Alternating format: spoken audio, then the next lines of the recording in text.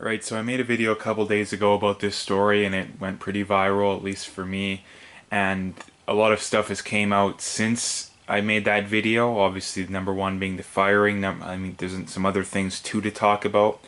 The other thing I didn't talk about in that video was the exact quote, and obviously I didn't get an exact response quote after the firing. So I wanted to just say that for starters, because I think it kind of clarifies things a little. But the quote was, "I live in Mississauga. Nobody, very few people wear a poppy.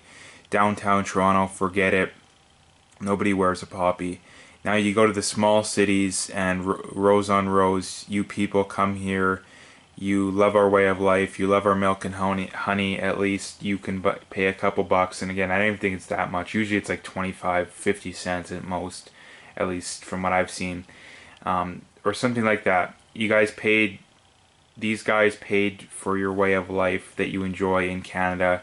These guys paid the biggest price. Anyhow, now I'm going to run a video segment about veterans for you people and you good Canadians who bought a poppy.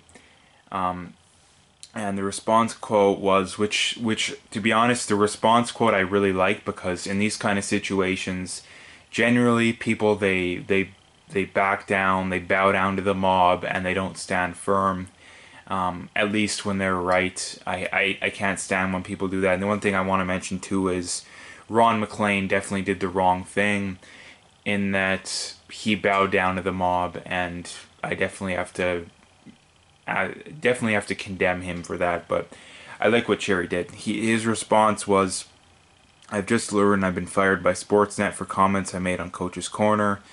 I know what I said and I meant it. Everybody in Canada should wear a poppy to honor our fallen soldiers. I speak the truth and I walk the walk. I have visited bases of the troops, been to Afghanistan with our brave soldiers at Christmas, been to cemeteries of our fallen soldiers around the world, and have honored our fallen troops on Coach's Corner. To keep my job, I cannot be turned into a toned robot. I would have liked to continue doing it, but the problem is if I have to watch everything I say, it's no longer Coach's Corner." And they say they like to thank everyone involved and remember to wear your poppy on Remembrance Day. So basically, since then, obviously he's been fired.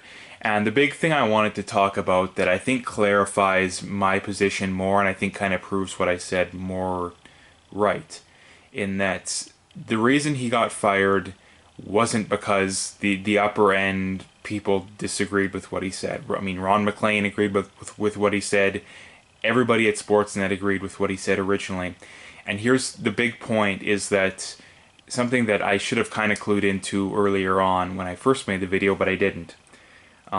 Coach's Corner is pre-recorded. It's not done live. So, in other words, not to mention too, they had 3 separate early Hockey Night in Canada games, which means not only was it pre-recorded and everybody at Sportsnet was fine with running it that way, it was ran during 3 games, and no one cared, and because this didn't become an issue until Sunday, the next day. So everyone, I mean, pretty much everyone who watched it was perfectly fine with it. And not only that, I watched pretty much the whole late game on Hockey Night in Canada. It was the Flames at home, and they didn't mention it at all. No one mentioned anything. They didn't want to issue a retraction or apologize or anything. They didn't care until the SJW mob got mad. That's when they started to care.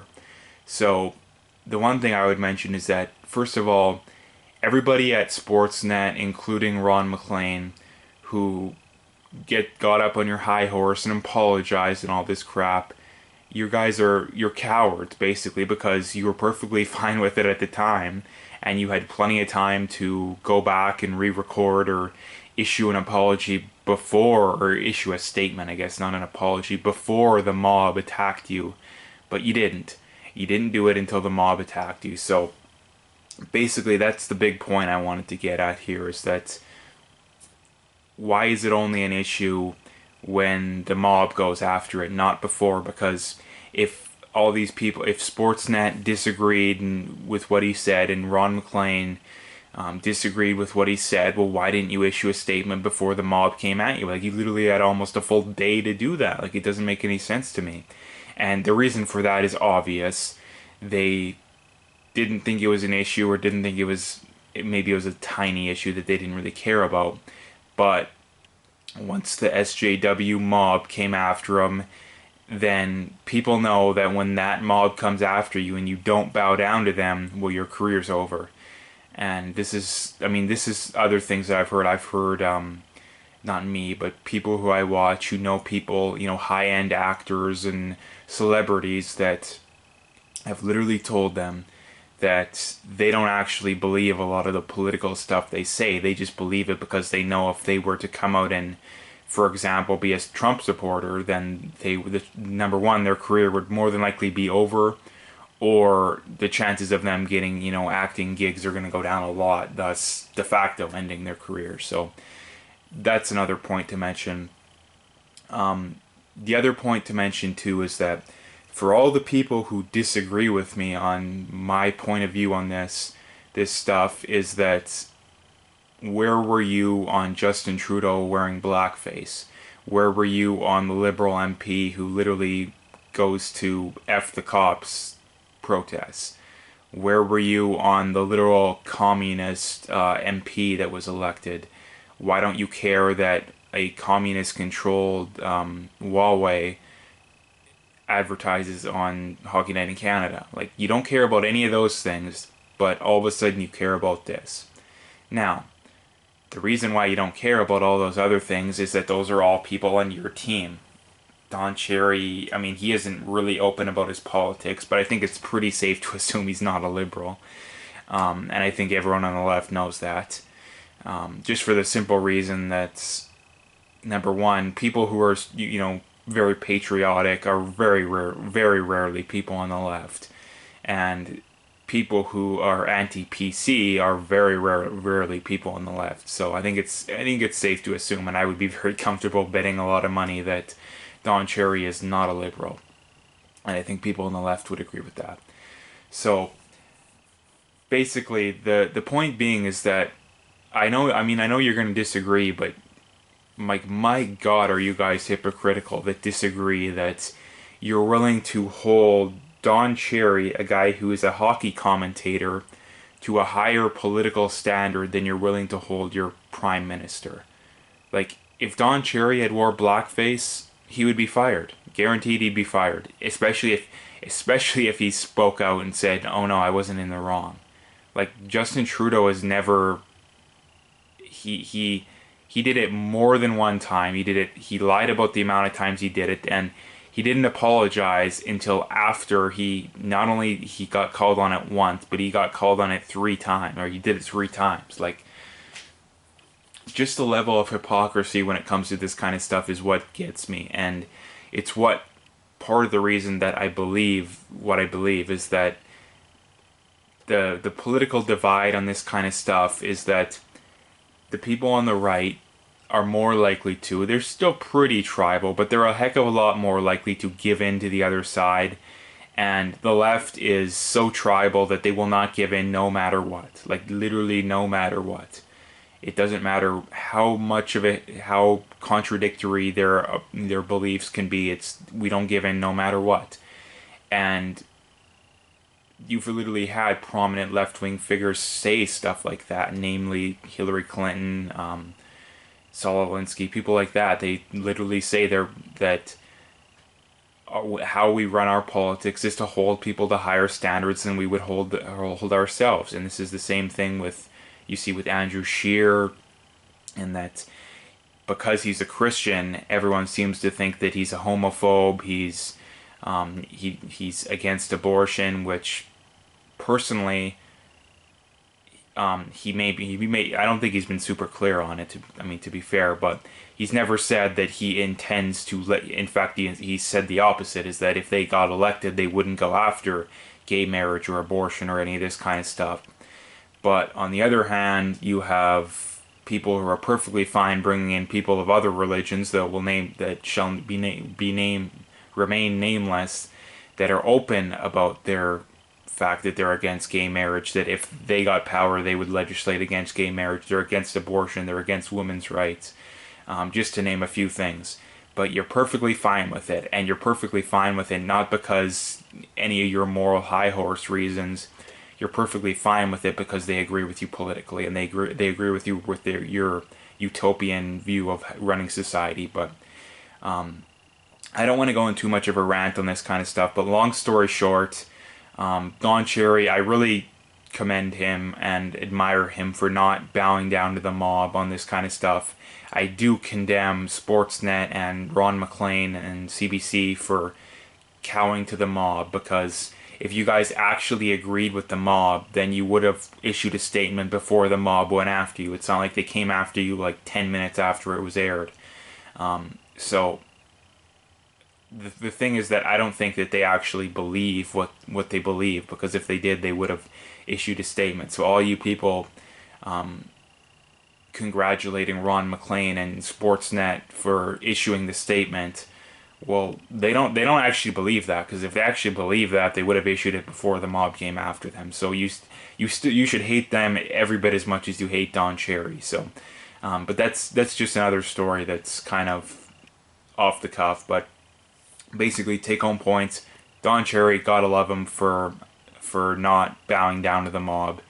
I don't think he was wrong. I mean, watch my last video. Again, if you think he was wrong, what you should have did is go out and prove that immigrants are just as likely as the general public to wear poppies and all this kind of stuff. And I don't think anybody would make that argument, because their ancestors weren't involved in these wars. So just naturally they're not going to be as likely to wear the poppies and stuff. But other point, I don't know what Sportsnet, I mean, I understand what they're thinking, but I think they're completely wrong in cowering to the mob. And number three is that for the people in the mob that agree with the decision to get rid of him, where were you on Justin Trudeau wearing blackface? Like, where were you? You didn't care because they're on your team. So at the very least, if you're going to think that Don Cherry should be fired, at least give people the courtesy of being honest and saying, when my team does it, good. When the other team does it, bad. At least be honest with people, because if you do that, at least I can congratulate you with that. At least you're being honest with people. But this whole holding people to higher standards than you hold your own team is really getting old, and people really need to start to understand it and speak out against it, because I can't stand the double standard on the left, and it doesn't exist on the right, because if it did, I mean, it exists, but it's to a much smaller extent. I could make hundreds of videos literally on exposing this kind of stuff, and I could make show people videos of people who aren't even on the right that admit this kind of stuff. So basically that's my video, the second video, I guess I want to call it, that so basically that basically sums it up. I don't want to go anymore because I could talk forever, but if you like the video, make sure to hit that like and subscribe, because it's important to do that kind of stuff. And also, last thing being is that there's a petition being floated around. I mean, it's not going to make a difference, but I think it shows that the majority of people agree with them. So go sign the Bring Back Don Cherry petition. I'm sure if you Google, it'll be like the first thing that comes up. I know the Rebel is spreading it around a lot. So if you just go to look at Ezra Levant or the Rebel, I don't even watch their videos. I just follow them on Twitter. So that's how I've seen that. But so go check that out if you can't find it. But I'm sure you could find it by just Googling it. So go sign that petition. And it shows people that the majority of people don't actually agree with the mob, that they're actually just a very vocal minority. And that's, I guess, the other thing, too, that I wanted to bring up, is that people who talk about this kind of stuff, that defend the mass immigration and all this crap, they come at it from a position of the majority of people agreeing with them, when in reality it's the opposite. Only 6% of Canadians want immigration at the level that Justin Trudeau's putting it at, which you have this mass of people who think that the majority of people agree with them, and they get up on their moral high horses and talk about it, when in reality it's the exact opposite. It's like I said, they're just a very vocal minority. And because they're a very vocal minority, they think that the majority of people agree with them. So they get up on their high horse and preach to people who are actually the vast majority of people. The vast majority of people want immigration the same as what it was, from like 2 or 3 years ago or lower. I mean, a lot more people want immigration reduced than it increased to what it's currently at. Even though, if you ask people, I'm sure they would think that it's the opposite, that the majority of people agree with them. But that's kind of another issue. That the last issue that I wanted to talk about is that for all you people who think that you defend mass immigration, you think that the overwhelming majority of people agree with you. They don't. Like I said, the studies have been done. It's less than 10% of Canadians that want immigration at the level the Trudeau government currently has it at. So you're not in the majority. The overwhelming majority of people actually disagree with you, and they think that it's some fringe minority of people that want immigration, want more control on immigration, and that have criticisms of immigrants. In reality, it's the majority. So that's the last point I'll bring up. And basically, to sum it up, hit that like and subscribe, and stay tuned for more.